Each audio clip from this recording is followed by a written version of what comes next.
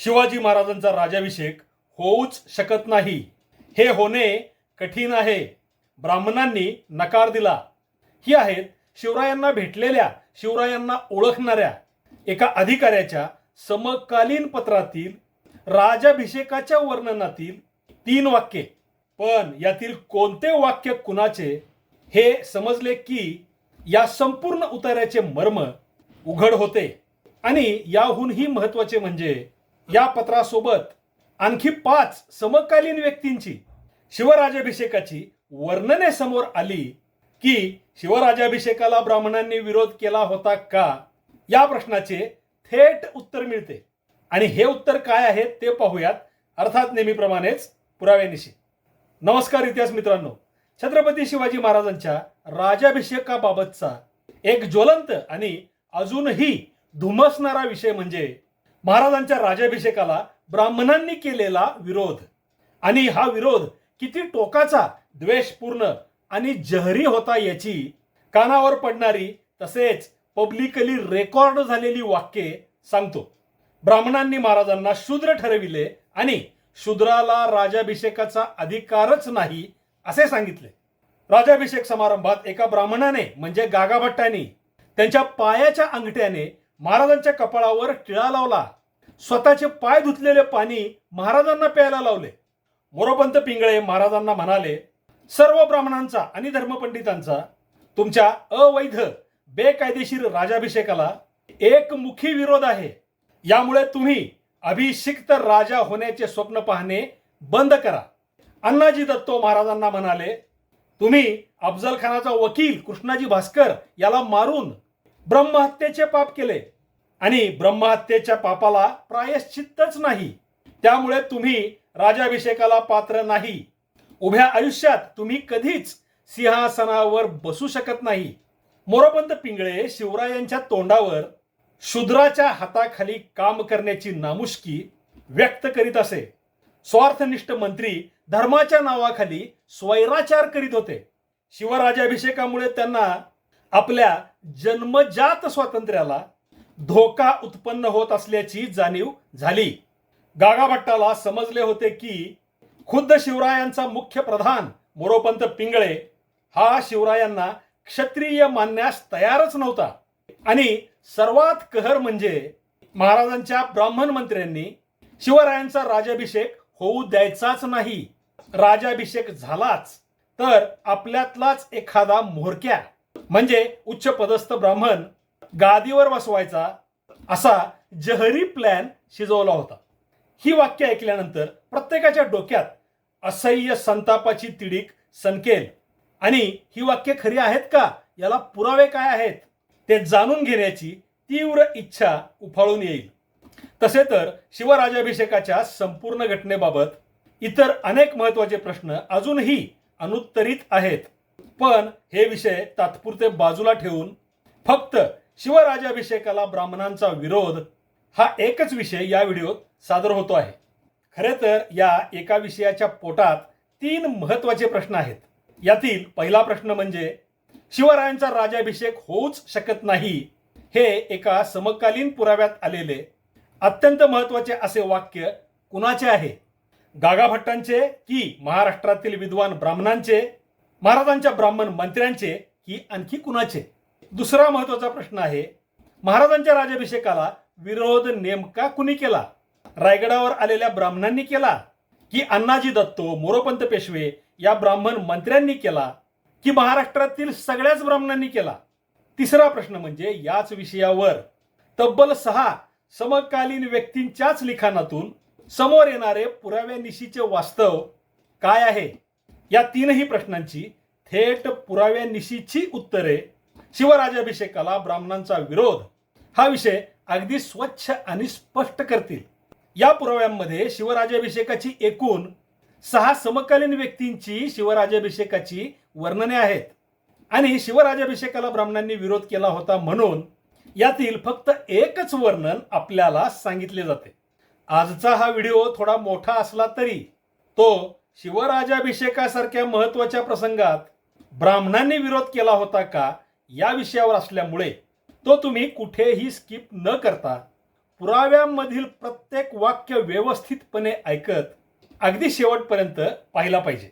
तसेच हा विषय याआधी सर्व पुराव्यांनिशी अशा प्रकारे कुणीही मांडलेला नाही आणि त्यामुळेच पुन्हा या विषयावर खरी माहिती शोधायची गरज तुम्हाला पडणार नाही.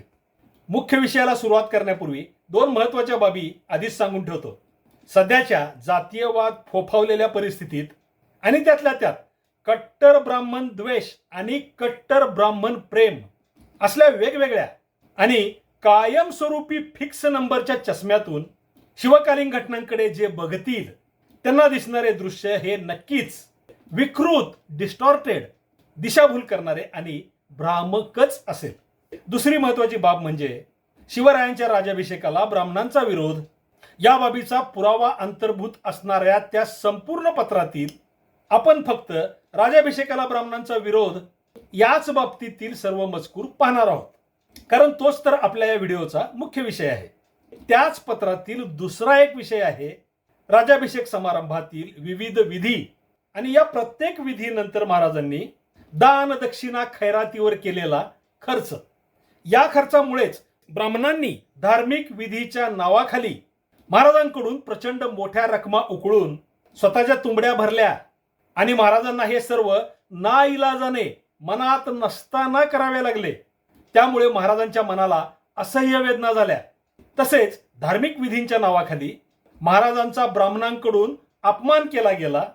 यामुळे तर महाराजांच्या मनाला फार यातना झाल्या आणि रयतेच्या भाजीच्या देठालाही हात लावून न देणाऱ्या आणि अत्यंत काटकसरीने पैसे वापरणाऱ्या महाराजांच्या स्वराज्याच्या खजिन्याची लूट ब्राह्मणांनी केली असे सुद्धा सांगितले जाते. हा मुद्दा सुद्धा महत्वाचा आहे, पण त्यावर दुसरा एक वेगळा व्हिडिओ मी सादर करेन. या व्हिडिओत शिवरायांच्या राज्याभिषेकाला ब्राह्मणांचा विरोध हा मुद्दा मुळापासून कळण्यासाठी, याच मुद्द्यावर आपले लक्ष केंद्रित करण्यासाठी फक्त हाच मुद्दा सविस्तरपणे मांडणे हे आवश्यकच आहे. सर्वात आधी ज्या एका समकालीन पुराव्यामुळे म्हणजे शिवकालीन पत्रामुळे शिवराज्याभिषेकाला ब्राह्मणांनी विरोध केला असे म्हटले जाते ते पत्र आपण पाहूयात. त्या पत्रातील राज्याभिषेक विरोधाच्या संपूर्ण उतार्यासह ते पत्र कुणी, केव्हा, का आणि कुणाला लिहिले ते सविस्तरपणे सांगतो. शिवरायांच्या कारकिर्दीत मालवण पासून 50 किलोमीटर अंतरावर दक्षिणेला असलेल्या वेंगुर्ला या गावी युरोपातील, हॉलंड देशातील डच लोकांची व्यापारी वखार होती. या वखारीच्या इमारतींचे अवशेष आजही वेंगुर्ल्यामध्ये आहेत. शिवरायांचा राज्याभिषेक झाला त्या वर्षी म्हणजे 1674 साली या डच वखारीत अब्राहम ले फेबेर हा एक अकाउंटंट म्हणजे हिशोबनीस होता. हा ले फेबेर 1672 साली म्हणजे राज्याभिषेकाच्या 2 वर्षे आधी एक पत्र व नजराना घेऊन रायगडावर जाऊन शिवरायांना भेटला होता. महाराजांनी त्याचे योग्य प्रकारे स्वागत केले होते. महाराजांना भेटून हा तिथून परत गेला होता. म्हणजे हा शिवरायांना ओळखत होता आणि शिवरायांचे स्वराज्य कार्य याला हा महाराष्ट्रातच आणि त्यातही कोकणातच वास्तव्याला असल्यामुळे चांगले माहिती होते. 1674 साली जून मध्ये शिवरायांचा राज्याभिषेक झाल्यानंतर 4 महिन्यांनी या फेबेरने महाराजांच्या राज्याभिषेकाचे वर्णन करणारे एक पत्र डच गव्हर्नर जनरल आणि कौन्सिलला वेंगुर्ल्यावरून पाठवले होते. या पत्राची तारीख आहे 13 ऑक्टोबर 1674. डचांची ही तारीख तत्कालीन इंग्रजांच्या तारखेपेक्षा 10 दिवस पुढे होती. म्हणजे इंग्रजांच्या त्या काळच्या कालगणनेनुसार ही तारीख 3 ऑक्टोबर 1674 अशी येते. ले फेबेरच्या पत्रात त्याने दिलेल्या तारखा आणि इंग्रजांच्या तत्कालीन तारखा यातील 10 दिवसांचा हा फरक तुमच्या लक्षात असू द्या. ले फेबेरचे ते मूळ डच भाषेतील पत्र इंग्रजी अनुवाद करून फॉरेन बायोग्राफीज ऑफ शिवाजी आणि डॉक्टर बाळकृष्ण यांच्या शिवाजी द ग्रेट या पुस्तकात छापले गेलेले आहे. आता ले फेबेरच्या त्या पत्राच्या इंग्रजी अनुवादासह त्याचे मराठी भाषांतर आपल्याला नेमके काय सांगते ते पाहूयात. त्या पत्रामध्ये फेबेरने महाराजांचा उल्लेख हा एकेरीच केलेला आहे आणि त्याचेच ते शब्द मी जसेच्या तसे सांगत आहे. ते शब्द माझे नाहीत हे तुमच्या लक्षात असू द्यावे. ले फेबेर लिहितो, द फ्रीबूटर म्हणजे दरोडेखोर लुटारू शिवाजी स्वतःला अभिषिक्त राजा करून घेण्यासाठी काही काळापासून तयारी करीत होता. जून महिन्यामध्ये सर्व तयारी झाली आणि ब्राह्मण आणि भट जे सर्वोच्च जातीचे विद्वान किंवा पंडित आहेत आणि आसपासच्या अनेक ठिकाणाहून 11,000 लोक त्यांच्या बायका मुलांसह त्या काळच्या रूढीप्रमाणे रायरी म्हणजे रायगड किल्ल्याजवळ तो समारंभ करण्यासाठी गोळा झाले. इथे फेबरने ही प्राथमिक माहिती दिलेली आहे. आता यापुढचे वर्णन फार महत्वाचे असून ते शब्दशः असे आहे. शिवाजीने आपला हेतू मुख्य आणि सर्वाधिक विद्वान व्यक्तींना म्हणजे त्या विद्वान ब्राह्मणातील प्रमुख पंडितांना कळविला आणि तो म्हणाला की त्याची स्वतःची सध्याची म्हणजे त्यावेळची भोसला म्हणजे भोसले ही जात सोडून देऊन क्षत्रिय जात घेतल्याशिवाय त्याचा राज्याभिषेक होऊ शकत नाही आणि त्यांनी म्हणजे ब्राह्मण पंडितांनी त्याला त्या जातीत म्हणजे क्षत्रिय जातीत प्रविष्ट करणे उचित ठरेल, योग्य ठरेल. इथे फेबरने आडनावाला तसेच वर्णाला म्हणजे क्षत्रिय वर्णाला दोन्हीलाही जात हा एकच शब्द वापरलेला आहे हे उघड आहे. ते आपण समजून घेऊ शकतो आणि शिवराजाभिषेकाला ब्राह्मणांचा विरोध या विषयातील पहिला कळीचा आणि महत्वाचा मुद्दा हा इथेच आहे. याच उतार्यातील एक वाक्य ते वाक्य कुणाचे आहे हे दडवून ठेवून कसे सांगितले जाते ते बघा. ते अर्धवट वाक्य म्हणजे he could not be crowned म्हणजे महाराजांचा राज्याभिषेक होऊ शकत नाही आणि हेच वाक्य ब्राह्मणांनी महाराजांना उद्देशून म्हटले असे जे सांगितले जाते ते साफ खोटे आहे. मुळात त्या पत्रात हे वाक्य महाराजांनी ब्राह्मणांना उद्देशून म्हटलेले आहे आणि शिवराय तसे का म्हणाले हे सुद्धा त्या पत्रात स्पष्टपणे नमूद केलेले आहे. ब्राह्मणांनी शिवराजाभिषेकाला विरोध केला होता हे सिद्ध करण्यासाठी ते वाक्य वापरणाऱ्यांना तेच पत्र अशा प्रकारे तोंडघशी पाडते. पण याहूनही जास्त गंभीर महत्वाची आणि ब्राह्मणांवर आरोप करायला कारण ठरलेली अशी वाक्ये त्या पत्रात यापुढे आहेत. महाराजांनी राज्याभिषेकाआधी मी विधिवत क्षत्रिय झालो पाहिजे ते आधी करा असे सांगितल्यावर पुढे काय झाले ते फेबेर असे सांगतो. त्यावर त्या विद्वानांनी उत्तर दिले की तसे होणे किंवा करणे जवळपास कठीण दुरापास्त आहे कारण त्यांचे पूर्वज नेहमीच भोसले होते. इथे त्या विद्वान ब्राह्मणांनी महाराजांना आम्ही तुम्हाला क्षत्रिय करणारच नाही, महाराज क्षत्रिय होणारच नाहीत असे म्हटलेले नाही, तर तुमचे पूर्वज भोसले आहेत ते कुठे क्षत्रिय आहेत असे म्हटलेले आहे. अर्थात भोसले हे क्षत्रिय कसे असा प्रश्न महाराजांना विचारलेला आहे. यावर महाराजांनी दिलेले उत्तर फेबेर असे नमूद करतो. शिवाजीने उत्तर दिले की भोसले हे क्षत्रियांचे वंशज आहेत आणि माझ्या इच्छेनुसार मला क्षत्रिय करणे खात्रीने शक्य आहे. यावर दुसऱ्या पक्षाने म्हणजे ब्राह्मणांनी शिवाजी अधिक क्षत्रिय झाल्याशिवाय त्याचा राज्याभिषेक होऊ शकत नाही हे लक्षात घेऊन आणि त्याने यापूर्वी केले होते तसे जुलमाने आणि वाईट पद्धतीने न वागण्याचे तशा रीतीने राज्य न करण्याचे वचन दिल्याने गेल्या जूनमध्ये 8 तारखेला म्हणजे 29 मे या तत्कालीन इंग्रजी तारखेला त्यांनी मोठ्या समारंभाने त्याला क्षत्रियत्व बहाल केले आणि त्याला क्षात्र धर्माची दीक्षा ते देणार होते. इथे लेफेबरच्या या लिखाणाचा अर्थ स्पष्ट आहे. महाराजांनी आपण क्षत्रिय होणे खात्रीने शक्य आहे असे सांगताच पंडितांनी आधी क्षत्रिय करणेच बरोबर आहे असा विचार करून महाराजांचे म्हणणे मान्य करून त्यांना मोठ्या समारंभाने क्षत्रियत्व बहाल केले आणि क्षत्रिय करण्याचा विधी झाल्यावर त्यांनी महाराजांना क्षत्रियाची कर्तव्ये, अधिकार, आचार, नियम वगैरे शास्त्रानुसार सविस्तर सांगून तशा प्रकारची दीक्षा ते महाराजांना देणार होते. फेबेरचा हा मजकूर महाराजांनी फक्त सांगताच ब्राह्मण लगेच तयार झाले आणि ब्राह्मणांना महाराजांना अधिक क्षत्रिय केल्याशिवाय राज्याभिषेक करता येत नाही हा महत्वाचा आणि मूलभूत नियम माहितीच नव्हता. तो महाराजांनीच ब्राह्मणांच्या लक्षात आणून दिला अशा अर्थाचे. म्हणजे त्या ब्राह्मणांच्या पांडित्याची, विद्वत्तेची संपूर्णपणे खिल्ली उडवणारा असा आहे. पण प्रत्यक्षात जे घडले त्याची माहिती फेबेरला नव्हती. अर्थात त्याचे हे लिखाण अडाणीपणाचे आहे. कसे ते आता आपण इतर अस्सल पुराव्यांमधूनच जाणून घेऊयात. फेबेर हा शिवराज्याभिषेक समारंभाला हजर नव्हता हे दाखवणारी पहिली बाब म्हणजे जर तो हजर असता तर त्याने त्याच्या लिखाणात तसे स्पष्टपणे लिहिले असते. त्याला रायगडावर पाठवले गेले असते तर त्याची नोंद डचांच्या कागदपत्रात नक्कीच आली असती. आणि दुसरे महत्त्वाचे वास्तव म्हणजे त्याचा तो रिपोर्ट शिवराज्याभिषेकानंतर 119 दिवसांनंतर म्हणजे 4 महिन्यांनी लिहिलेला आहे. शिवराज्याभिषेक ही त्यावेळची फार मोठी घटना होती आणि तो समारंभ फार मोठ्या प्रमाणात भव्य दिव्य रीतीने रायगडावर साजरा झाला होता. या समारंभाची माहिती त्यामुळेच सर्वत्र पसरली होती.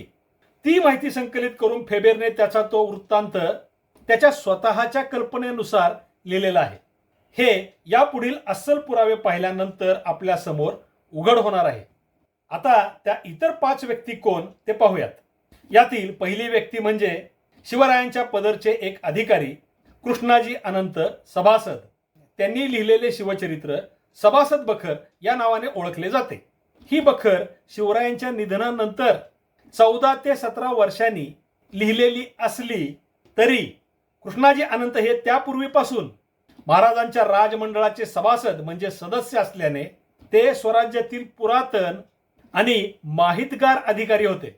राजाभिषेकानंतर ते शिवरायांच्याच कारकिर्दीत सुभेदार झाले होते. म्हणजे या सभासदांनी महाराजांचे स्वराज्य कार्य जवळून अगदी प्रशासनात राहून पाहिले होते.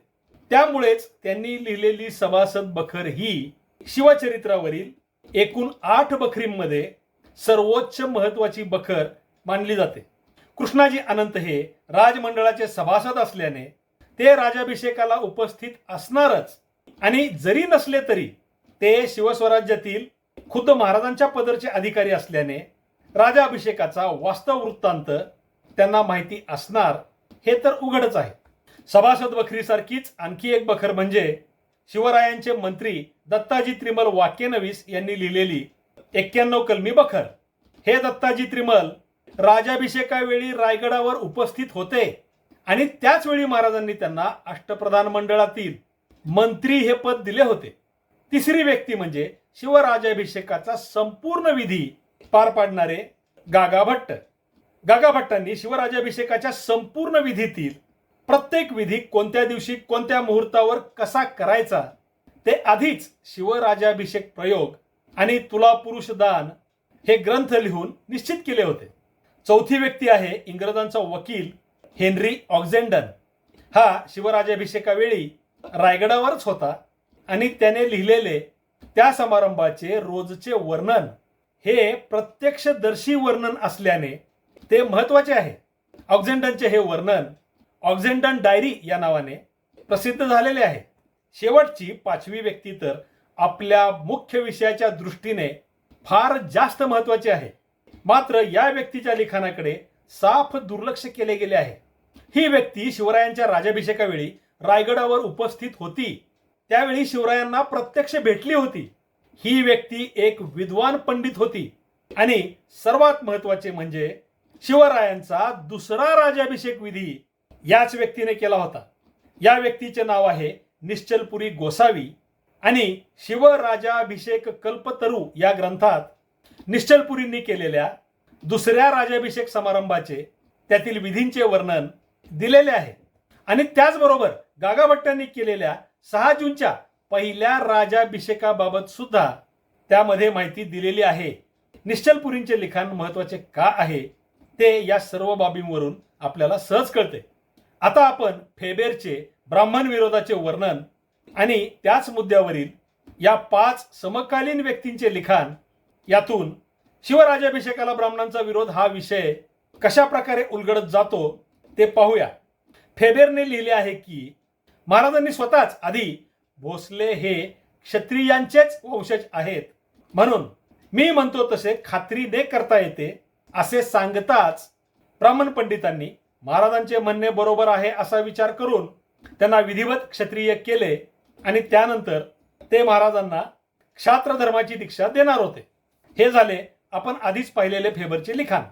आता याच बाबतीत आपण आत्ताच माहिती घेतलेल्या फेबरपेक्षा जास्त महत्वाच्या इतर 5 व्यक्ती काय सांगतात ते पाहूयात.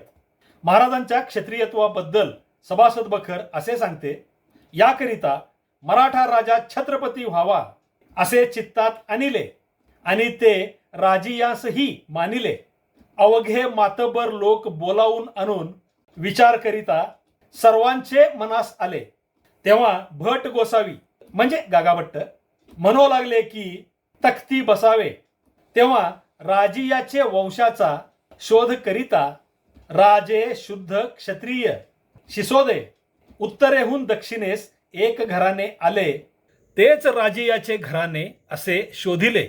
उत्तरेचे क्षत्रियांचे व्रतबंध होतात, त्याप्रमाणे व्रतबंध करावा हा विचार आधी करून भट गोसावी यांनी राजियाचा क्षेत्री व्रतबंध केला, शुद्ध क्षत्रिय आधी केला. सभासदांनी केलेल्या या वर्णनात राजाभिषेकाआधी महाराजांचा व्रतबंध म्हणजे मुंज करून त्यांना विधिवत क्षत्रिय केले हे दिलेले आहे. पण यात कुठेही ब्राह्मणांनी महाराजांना क्षत्रिय करणे कठीण आहे असा आक्षेप घेतल्याबद्दल किंवा इतर कसल्याही प्रकारे विरोध केल्याबद्दल एक शब्दही नाही.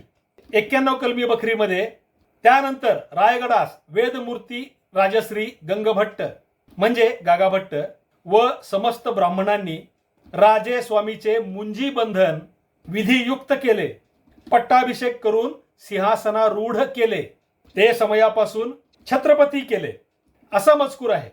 यातही ब्राह्मणांच्या विरोधाबद्दल ब्र ही नाही. जेधे शकावलीमध्ये शके 1596 आनंद संवत्सर ज्येष्ठ शुद्ध 4 राजश्रीची मुंज झाली ही महत्वाची नोंद आहे. आणि या दिवशी तत्कालीन इंग्रजी तारीख होती 29 मे 1674. इंग्रजांचा रायगडावर आलेला वकील हेनरी ऑक्झेंडन याच्या डायरीत 29 मे या तारखेची नोंद अशी आहे. या दिवशी राजाचे हिंदू रिवाजानुसार सोन्याने वजन करण्यात आले आणि ते 16,000 पगोडे म्हणजे सुवर्ण नाणी इतके झाले. या रकमेत आणखी 1 लाख जास्त घालून ती सर्व रक्कम तिथे मोठ्या संख्येने जमलेल्या ब्राह्मणांना राजाचे सिंहासनारोहण झाल्यानंतर वाटली जाणार आहे.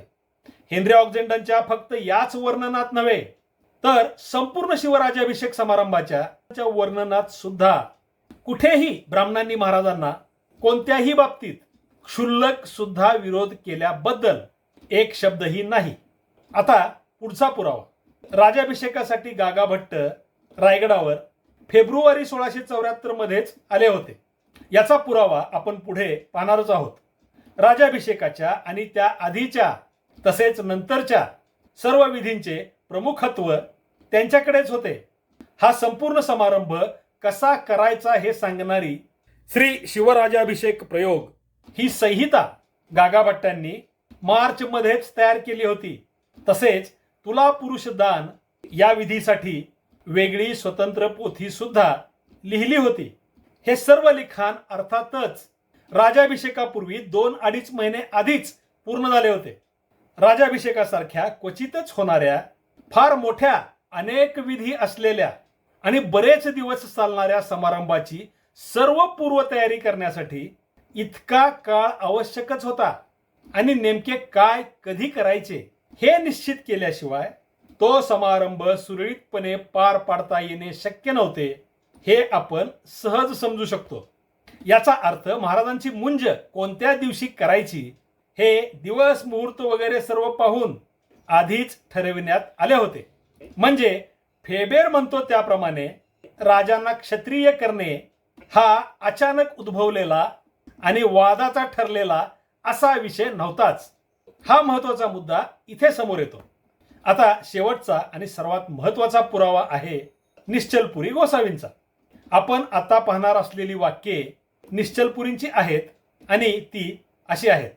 गागाभट्ट नाशिकला आले हे समजल्यावर शिवरायांनी त्यांना बोलावून घेतले आणि राजाभिषेकाची तयारी सुरू केली. गागाभट्टांच्या आगमनानंतर काही दिवसांनी शिवरायांच्या पत्नी काशीबाई निधन पावल्या आणि विख्यात शत्रुनाशक प्रतापराव यवनांकडून मारले गेले. शिवस्वराज्याचे सेनापती प्रतापराव गुजर 24 फेब्रुवारी 1674 रोजी बहलोल खानाविरुद्ध लढताना धारातीर्थी पडले होते. म्हणजेच गागा भट्ट हे त्यापूर्वी काही काळ आधीच राज्याभिषेकाच्या तयारीसाठी शिवरायांच्याकडे रायगडावर आले होते हे इथे अशा प्रकारे स्पष्ट होते. गागा भट्टांच्या आगमनामुळेच या दुर्घटना घडल्या असे आडवळणाने सूचित करून निश्चलपुरी पुढे म्हणतात. नंतर गागा भट्टांनी पूर्वी घडलेल्या पापांचे शमन करण्यासाठी प्रायश्चित्त विधी केले. त्याच्या दुसऱ्या दिवशी आकाशातून सर्व लोकांना भयभीत करणारा असा उल्कापात झाला. निश्चलपुरींनी हे सर्व वर्णन गागा भट्टांच्या आगमनानंतर आणि सुरुवातीच्या विधीवेळी ज्या दुर्घटना घडल्या त्या सांगण्यासाठी केलेले आहे. आणि यातील पापनाशासाठी प्रायश्चित्त या विधी वेळी, या विधी पूर्वी किंवा या विधीनंतर ब्राह्मणांनी महाराजांच्या राज्याभिषेकाला कसल्याही प्रकारे विरोध केला असे कुठेही म्हटलेले नाही. निश्चलपुरी गागा भट्टावर ते का चिडले होते याचे कारण स्वतःच असे सांगतात. राज्याभिषेकासाठी वैदिक ब्राह्मण बोलावण्यात आले होते. त्यातील स्वतःचीच माणसे गागा भट्टांनी मंत्रपठणासाठी निवडली आणि मी पाठवलेल्या ब्राह्मणांना मात्र वगळून बाजूला केले. त्याचबरोबर गागा भट्टांनी शिवरायांना सांगितले की तुम्ही या पुरीला म्हणजे निश्चलपुरीला नमस्कार करू नका. या कारणामुळे गागा भट्टांवर संतापलेल्या निश्चलपुरींनी यानंतर झालेल्या दुर्घटना आणि दोष असे सांगितले आहेत. तुला पुरुष विधी झाल्यावर गागा भट्टांच्याच नाकावर लाकडाचा तुकडा जोराने लागला आणि नंतर तो तुकडा पुरोहित बाळंभटांच्या टाळूवर आपटला. एका ब्राह्मणाच्या डोक्यावर खांबावरून एक लाकडी कमळ पडले. रायगड पर्वताला बळी दिला गेला नाही. शिरकाईची पूजा केली गेली नाही. वेताळाची शांती केली गेली नाही आणि हनुमानाची पूजा सुद्धा झाली नाही. सिंहासनाला मंत्रशक्तीने आधार दिला गेला नाही. शिवराज्याभिषेकाचा समारंभ संपल्यानंतर निश्चलपुरींनी त्यांच्या एका शिष्यामार्फत शिवरायांकडे मी आता निघालो आहे असा निरोप पाठवला. तो ऐकून महाराजांनी निश्चलपुरींची भेट घेतली. तेव्हा निश्चलपुरींनी महाराजांना समारंभात घडलेल्या दुर्घटना आणि दोष सांगितले. तसेच त्यानंतर पुढे काय दुर्घटना घडतील त्याचे भविष्य सांगितले. हे सर्व वर्णन तुम्हाला सांगण्यामागचा उद्देश आता सांगतो. निश्चलपुरींनी शिवराज्याभिषेकाचा संपूर्ण समारंभ रायगडावर स्वतः उपस्थित राहून पाहिला आणि ते जाणकार पंडित असल्याने त्यांनी त्यातील दुर्घटना आणि दोष हुडकले आणि ते महाराजांना सांगितले होते. पण यात कुठेही निश्चलपुरीने ब्राह्मणांनी महाराजांच्या राज्याभिषेकाला कसलाही विरोध केल्याचा एक शब्दही उच्चारलेला नाही. हे महत्वाचे आहे कारण दोष शोधायलाच बसलेल्या निश्चलपुरींच्या नजरेतून तसा काही प्रकार घडला असता तर सुटलाच नसता. राज्याभिषेकाला प्रत्यक्ष हजर असलेल्या 5 महत्वाच्या व्यक्तींपैकी एकानेही ब्राह्मणांनी विरोध केल्याचा, अडथळे आणल्याचा उल्लेख कुठेच केलेला नाही. याचा अर्थ स्पष्ट आहे. फेबेरच्या वर्णनातील महाराज आणि ब्राह्मण यांच्यातील संभाषण, मागणी, विरोध, नकार, स्वीकार हे सर्व काही कल्पनेने रचलेले बिनबुडाचे वर्णन आहे. ब्राह्मणांनी महाराजांना कुठेतरी कसा तरी का होईना पण विरोध केला होता याचा पुरावा म्हणून फेबेरच्या त्या वर्णनाची किंमत पूर्ण शून्य आहे. ब्राह्मणांनी महाराजांना क्षत्रिय व्हायला विरोध केला होता हा मुद्दा अशा प्रकारे खोटा ठरून कचऱ्यात फेकून द्यावा लागतो. पण फेबेरच्या या पुढच्या वर्णनाबाबत मात्र प्रकार थोडा वेगळा आहे. यात नेमका महाराजांच्या ब्राह्मण मंत्र्यांचा संबंध फेबेर सोडून आणखी एका जादा दुसऱ्या पुराव्यात आलेला आहे. इथे आपण आधी फेबेरच्या आपण पूर्वी पाहिलेल्या मजकुराच्या पुढचा मजकूर काय आहे ते पाहूयात. फेबेर लिहितो, ब्राह्मण त्याला म्हणजे शिवरायांना क्षात्र धर्माची दीक्षा देणार होते, पण त्याने म्हणजे शिवरायांनी मला ब्राह्मणांचा आचारधर्म शिकवा अशी मागणी केली. याला मात्र ब्राह्मणांनी नकार दिला, ते अमान्य केले.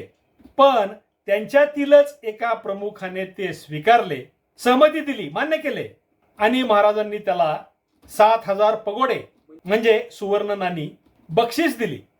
यानंतरचे फेबेरचे लिखाण राज्याभिषेकाचे विधी आणि त्यानंतर दिलेल्या दान दक्षिणा खैरातीशी संबंधित आहे. मी आधी सांगितल्याप्रमाणे हा विषय एका वेगळ्या स्वतंत्र व्हिडिओत सादर होईल, कारण याचा राज्याभिषेकाला ब्राह्मणांचा विरोध या मुद्द्याशी काही संबंध नाही. तो विषय आपण आत्ताच पाहिलेल्या शेवटच्या मजकुरापाशी संपलेला आहे. फेबेरच्या त्या शेवटच्या उतार्याचा अर्थ असा आहे: महाराजांनी ब्राह्मणांना मला ब्राह्मणांचा आचार धर्म शिकवा असे म्हणताच ब्राह्मणांनी ते अमान्य केले. पण अखेर त्यांच्यातीलच एका प्रमुख ब्राह्मणाने महाराजांची ती मागणी पूर्ण केली. म्हणजे महाराजांची क्षत्रिय करण्यासह ती मागणी सुद्धा पूर्ण करण्यात आली होती आणि ती ब्राह्मणांनीच पूर्ण केली होती, हे फेबेरने स्वतःच त्याच्या त्या लिखाणात स्पष्टपणे सांगितलेले आहे. आता फेबेरचे लिखाण आणि त्याहूनही महत्वाचे आणखी 5 व्यक्तींचे याच बाबतीतील लिखाण यातला फरक आपण पाहू. यातून फेबेर कुठे चुकला आणि कुठे बरोबर आहे हे अगदी स्पष्ट होईल. सभासद बखरीमध्ये फेबेर म्हणतो तसा काही प्रकार घडल्याचा कसलाच उल्लेख नाही. राजाभिषेक आणि तुला पुरुष दान या गागाभट्टांच्या 2 संहितांमध्ये त्या संहिता विधी कसा करावा हे सांगणाऱ्या असल्याने त्यात महाराजांना ब्राह्मणांचे आचार शिकवण्याची मागणी ही बाब येणे शक्यच नाही. हेनरी ऑक्झेंडनच्या डायरीत फेबेर म्हणतो तसा काही प्रकार घडल्याबद्दल एक शब्दही नाही. निश्चलपुरींच्या शिवराजाभिषेक कल्पतरूमध्ये मात्र एक उल्लेख आहे. तो असा आहे: पापनाशासाठी केलेले प्रायश्चित्त विधी पूर्ण झाल्यानंतर दुसऱ्या दिवशी गागाभट्टांनी शिवरायांच्या मुख्य ब्राह्मण पुरोहितामार्फत शिवरायांना गायत्री मंत्राची दीक्षा दिली. शिवरायांनी पूर्ण भक्तिभावाने त्या मंत्राचा स्वीकार केला. या वर्णनात सुद्धा शिवरायांना ब्राह्मण धर्माचा आचार शिकवण्याबाबत कसलाही उल्लेख नाही. असाच महाराजांनी गागाभट्टांकडून गायत्री मंत्राचा उपदेश घेतल्याचे वर्णन 91 कलमी बखरीत आहे आणि त्यातच पुढे महाराजांच्या मंत्र्यांनी महाराजांना एका विशिष्ट बाबीपासून परावृत्त कसे केले त्याचे वर्णन आहे आणि ते असे आहे: उपरांतिक गागाभट्टांपासून महाराजांनी गायत्री मंत्र उपदेश घेतला. ब्राह्मण कर्म करावे असा चित्तात संकल्प धरिला. हे वर्तमान ब्राह्मणास व सरकारकुनास कळले. त्यांनी महाराजास बोध करून सांगितले. नंतर राजे यांनी क्षत्रिय धर्म चालविला. याचा अर्थ गायत्री मंत्राची दीक्षा घेतल्यानंतर महाराजांनी ब्राह्मण कर्म करावे म्हणजे ब्राह्मणाप्रमाणे वागावे, जणू ब्राह्मणच व्हावे अशी इच्छा धरली. आणि महाराज तर आधीच विधिवत क्षत्रिय झालेले होते. त्यामुळे त्यांनी ब्राह्मण कर्म करणे अयोग्य ठरेल असा बोध ब्राह्मण पंडितांनी आणि महाराजांच्या ब्राह्मण मंत्र्यांनी केला होता आणि तो पटल्याने महाराजांनी क्षत्रिय धर्म पुढे चालविला असा याचा अर्थ आहे.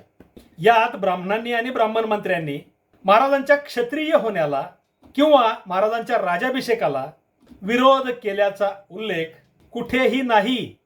इथे फेबेर पुन्हा एकदा खोटा पडतो. त्याने ब्राह्मणांनी महाराजांना ब्राह्मणत्वाचा आचार शिकवला असे लिहिलेले आहे आणि याउलट 91 कलमी बखर तसे काही झाले नसून महाराजांनी क्षत्रियत्वच चालविले असे सांगते आणि ते बरोबर आहे याला तर महाराजांचा इतिहासच साक्ष आहे. फेबेरने गायत्री मंत्राची दीक्षा महाराजांना गागाभट्टांनी दिली याचा भलताच अडाणीपणाचा आणि काल्पनिक अर्थ लावलेला आहे. कारण त्याला गायत्री मंत्राची दीक्षा घेणे आणि ब्राह्मणत्वाचा संपूर्ण आचार अवलंबणे यातला फरक कळलेला नाही. आता इथे आधी आपण आतापर्यंत पाहिलेल्या सर्व पुराव्यांचा सारांश सांगतो आणि नंतर ब्राह्मणांचा राज्याभिषेकाला विरोध या प्रचाराबद्दल सांगतो. फेबेर हा राज्याभिषेकाला स्वतः हजर नव्हता, तसा कुठलाच पुरावा नाही आणि त्याचे वर्णन राज्याभिषेकानंतर 4 महिन्याने त्याने माहिती संकलित करून त्याच्या दृष्टिकोनातून लिहिलेले आहे. त्याच्या वर्णनातील अगदी सुरुवातीचे दरोडेखोर लुटारू शिवाजी हे शब्द त्याची महाराजांबद्दलची कल्पना कोणत्या पातळीची होती हेच दाखवतात. तसेच राज्याभिषेकाआधी महाराजांनी वाईट आणि जुलमी पद्धतीने राज्य केले होते ही त्याची समजूत त्याच्या आकलन क्षमतेची आणि दृष्टिकोनाची खरी नालायकी दाखविणारीच आहे. आणि त्याने त्याला मिळालेली माहिती, नाट्यमय संभाषण, महाराजांच्या मागण्या, ब्राह्मणांचा विरोध, पुन्हा स्वीकार अशा प्रकारे लिहिलेली आहे. प्रत्यक्षात मात्र तसे काहीही घडलेले नव्हते. कृष्णाजी अनंत सभासद, दत्ताजी त्रिमल वाक्यनवीस, गागा भट्ट, हेनरी ऑक्झेंडन आणि निश्चलपुरी गोसावी या सर्व व्यक्ती शिवरायांच्या राज्याभिषेकाला हजर तर होत्याच, पण या सर्व व्यक्ती जबाबदार, माहितगार आणि त्यामुळेच महत्वाच्या आहेत. फेबेरच्या IQ माहितीपेक्षा या व्यक्तींचे लिखाण अनेक पटींनी महत्वाचे, विश्वसनीय आणि अस्सल समकालीन खरे प्रत्यक्षदर्शी पुरावे म्हणून कितीतरी पटीने श्रेष्ठ आहेत, खूप वरच्या दर्जाचे आहेत. या 5 व्यक्तींची लिखित वर्णने महाराजांच्या राज्याभिषेकाला कोणत्याही ब्राह्मणाने किंवा ब्राह्मणांनी कसल्याही प्रकारचा अगदी क्षुल्लक सुद्धा विरोध केलाच नव्हता, हेच सत्य अधोरेखित करतात. महाराजांच्या राज्याभिषेकाला ब्राह्मणांनी विरोध केलाच होता या पूर्णपणे असत्यावर आधारलेल्या, बिनबुडाच्या, बिनपुराव्याच्या खोट्या प्रचाराचा डोलारा अशा प्रकारे कोसळतो, जमीनदोस्त होतो, धुळीस मिळतो. ब्राह्मणांनी शिवराज्याभिषेकाला प्रचंड विरोध केलाच होता असा शिमगा करणारी या व्हिडिओच्या अगदी सुरुवातीची तुम्ही ऐकलेली ती वाक्ये या खोटेपणामागे फक्त आंधळा द्वेषच आहे हे मात्र नक्कीच सिद्ध करतात. फक्त ब्राह्मणांनी शिवराज्याभिषेकाला प्रचंड विरोध केला होता हे लोकांच्या मनात, मेंदूत भिनवण्यासाठी केला जाणारा हा खोटे बोल पण रेटून बोल अशाच प्रकारचा अत्यंत हीन पातळीचा अपप्रचार आहे. आपण पाहिलेल्या राज्याभिषेकाच्या फेबेर सकट सर्व 6 वर्णनात कुठेही अण्णाजी दत्तो किंवा मोरोपंत पिंगळे या महाराजांच्या अष्टप्रधान मंडळातील मंत्र्यांचा त्यांनी महाराजांच्या राज्याभिषेकाला कसल्याही प्रकारे विरोध केल्याबद्दल एका शब्दानेही उल्लेखच नाही. आणि तरीही त्या 2 मंत्र्यांबद्दल भयंकर विषारी असा प्रचार केला जातो. छत्रपती शंभूराजांच्या बाबतीत यांनी कोणती राजद्रोही दुष्कृत्य केली हे आपल्याला माहिती असते, पण म्हणून यांनीच शिवराजाभिषेकाला सुद्धा विरोध केलाच होता असे समजणे, तसा ग्रह करून घेणे हे साफ चुकीचे आहे. शिवाजी महाराजांचा राज्याभिषेक या पृथ्वी मोलाच्या घटनेचे महत्वच ज्यांच्या लक्षात येत नाही असे लोक जेव्हा असला अपप्रचार करतात, त्या महान सोहळ्याला खोट्या वादाचे गालबोट जाणून बुजून लावू पाहतात, तेव्हा यांच्यासाठी महाराज यांना माफ करा, कारण हे काय करीत आहेत हे यांनाच कळत नाही. आणि यांना सर्व अस्सल समकालीन खरे पुरावे दाखवून इतिहास सांगण्याची सद्बुद्धी द्या, हीच प्रार्थना योग्य ठरेल. मित्रांनो, शिवराज्याभिषेकाला ब्राह्मणांचा विरोध या विषयावरील हा पुराव्यांचे बाप दाखवून खोटेपणाचे श्राद्ध घालणारा उलगडा तुम्हाला कसा वाटला ते कमेंटमध्ये जरूर सांगा. पुन्हा भेटूयाच पुढच्या व्हिडिओत. तोपर्यंत जय शिवराय, जय महाराष्ट्र धर्म.